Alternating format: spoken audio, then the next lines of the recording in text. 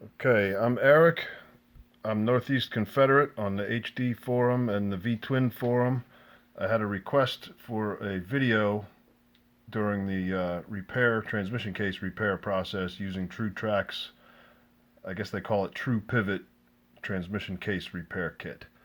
So that's what we're doing today, and you're gonna have to bear with me. I've never made a YouTube video before, so I'll do the best I can.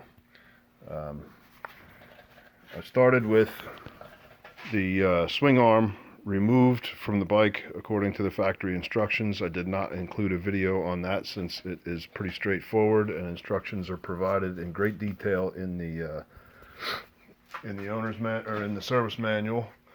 What you see right now is the swing arm pivot shaft installed, or slid into the transmission case through the bore it goes into. And if you can see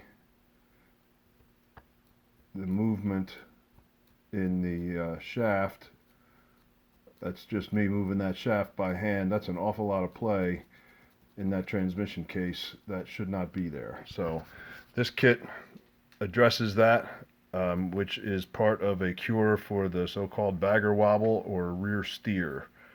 So we're going to pause the video here while I get set up and continue. Alright, here is the TrueTrack cutter in my 1/2-inch Milwaukee drill. The instructions say it will center up. And here it is going into the transmission case. As you can see, it's a pretty loose fit. So I gotta say, I'm a little nervous about this, and I'm not sure how confident I am that it's going to center up, but here we go.